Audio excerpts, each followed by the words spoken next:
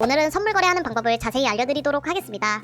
설명하기 전에 선물 거래를 진행하시려면 USDT를 보유하고 있어야 하는데요. 선물 거래란 무엇일까요? 간단하게 예시를 들어 선물 거래의 개념을 설명해드리겠습니다. 수확 시점이 다가온 옥수수를 생산하는 농부 A와 옥수수를 구매해 유통하는 도매업자 B가 옥수수 거래를 하는데 A는 옥수수 값이 3개월 후 하락할 것으로 예상하고 B는 3개월 후 상승할 것으로 예상해 A와 B는 3개월 후에 옥수수를 5,000원에 팔고 구매하기로 했습니다. 여기서 A는 3개월 후에 가격 하락을 예상했기 때문에 숏 포지션이 되며 B는 3개월 후에 가격 상승을 예상했기 때문에 롱 포지션으로 보시면 됩니다. 3개월 후 옥수수 가격이 8,000원이 되었다면 B는 5,000원에 옥수수를 구매하기 때문에 3,000원 이익을 보게 되고 A는 3,000원 손해를 보게 됩니다. 하지만 반대로 옥수수 가격이 2,000원이 되었다면 A는 5,000원에 판매하기로 했기 때문에 3,000원 이익을 보게 되고 B는 3,000원을 손해보게 됩니다. 이런 식으로 선물 거래의 경우 미래에 해당하는 코인이 상승할지 하락할지 시세를 예측하는 것인데요. 특이한 점은 상승 하락 시에 둘 다 이익을 볼 수 있는 양방향 투자 구조를 가지고 있으며 레버리지 기능으로 수익을 극대화할 수 있습니다. 하지만 현물 거래에 비해 단시간 내에 빠르게 자산이 손실되며 청산이란 시스템이 있기 때문에 자산 관리를 해야 합니다. 또한 시장의 흐름을 파악하며 충분한 공부가 필요합니다.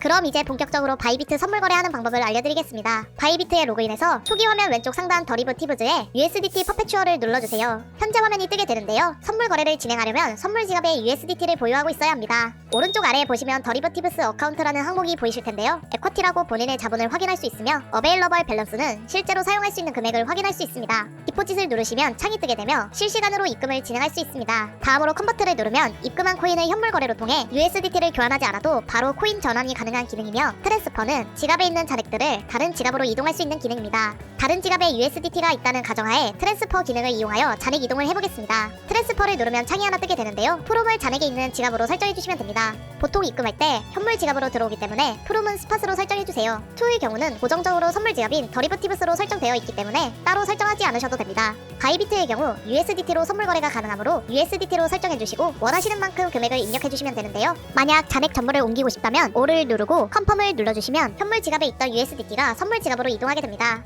USDT까지 선물 지갑으로 이동 완료하셨다면 왼쪽 상단에 있는 목록 아이콘을 눌러 선물 거래를 진행할 코인을 선택해주세요. 예시를 들어 리플로 선택하겠습니다. 리플을 클릭해주시면 차트가 바뀐 것을 확인할 수 있는데요. 이제 거래 설정해보도록 하겠습니다. 먼저 스탠다드 아래에 있는 아이솔레이티드를 눌러주세요. 그러면 창이 하나 뜨게 되는데요. 창이 떴는데 레버리지 롱과 숏으로 나누어져 있다면 다시 창을 닫고 스트래터지 옆에 있는 톱니바퀴 아이콘을 눌러주세요. 창이 뜨면 트레이드에서 포지션 모드를 눌러 원웨이 모드로 설정해주시고 컨펌을 누르시면 다시 창을 눌렀을 때 영상과 같이 뜨게 됩니다. 본론으로 들어가서 아이솔레이티드는 격리, 크로스는 교차이며 여기서 격리 교차 포지션을 정하고 레버리지 배율을 설정해주시면 됩니다. 먼저 격리의 경우 선물 지갑에 있는 자본금과 거래에 진입한 금액을 별도로 분리해 거래를 진행하며 거래에 진입한 금액만 사용하여 청산가가 정해지는 것이 특징입니다. 다음으로 교차는 거래에 진입한 금액과 지갑에 있는 자본금을 이용해 거래를 진행하며 자본금이 청산에 도달하면 그대로 청산되는 격리와 다르게 교차는 선물 지갑에 있는 자본금까지 끌어 사용하기 때문에 격리보단 늦게 청산당할 수 있지만 최악의 경우에는 선물 지갑에 있는 금액까지 사용해 청산 당하실 수 있습니다. 이러한 이유들로 선물 거래가 처음이신 투자자분들은 처음 포지션 설정할 때 격리로 설정하여 선물 거래 진행하는 것을 추천드립니다. 레버리지의 경우 원하는 배율만큼 설정해주시면 되는데요. 설정하기 전 레버리지 수익 구조를 설명해드리겠습니다. 레버리지의 경우 설정한 배율만큼 돈을 벌고 잃을 수 있는 시스템이며 레버리지 배율은 코인마다 최대 지원하는 레버리지가 다르므로 참고해주세요. 예시를 들어 거래에 진입한 금액이 1000만원이고 레버리지 배율을 10배라 가정했을 때 10%의 수익을 보았다면 100만원의 순이익이 발생하는데요. 여기에 레버리지 배율 10배까지 적용한다면 총 1000만원의 이익이 발생하게 됩니다. 하지만 반대로 손해를 보았다면 100만원의 손해가 발생하며 레버리지 10배까지 적용하게 되면 총 1000만원의 손해가 발생해 포지션이 격리일 경우 청산당할 수 있습니다. 레버리지는 득과 실이 동시에 존재하므로 처음에는 낮은 배율로 설정하셔서 조금씩 감을 익히며 배율을 늘려가는 것을 추천드립니다. 포지션과 레버리지를 설정하셨다면 지정가와 시장가를 선택해주시면 되는데요. 밑에 보시면 리밋과 마켓이 있습니다.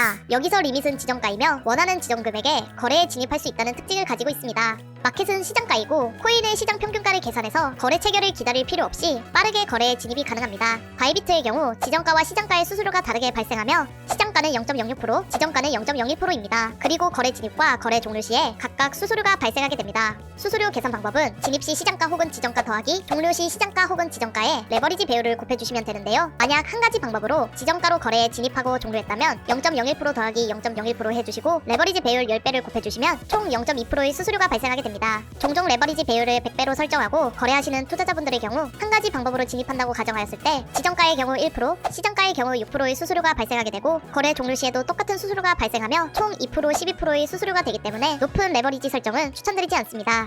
현물 거래와 선물 거래의 다른 점이 하나 있는데요. 바로 펀딩비입니다. 펀딩비는 선물 거래에만 존재하는 시스템으로 비트코인이나 이더리움 같은 상승하는 코인들이 있기에 한쪽 포지션이 몰리게 되는 과열을 예방하기 위해 유리한 포지션이 반대 포지션에게 8시간마다 일정 수수료를 지급하여 양쪽 포지션의 수급을 맞추는 역할을 하고 있습니다. 펀딩비와 지급시간 확인 방법은 차트 가운데 있는 펀딩 레이트와 카운트다운에서 확인이 가능합니다. 펀딩 레이트가 양수일 경우 롱 포지션이 숏 포지션에게 펀딩비를 지급하며 반대로 음수일 경우 숏 포지션이 롱 포지션에게 펀딩비를 지급하게 됩니다. 오늘 영상이 도움이 되셨다면 구독과 좋아요 부탁드립니다. 다음 시간에도 투자에 도움이 되는 영상으로 돌아오겠습니다. 시청해주셔서 감사합니다.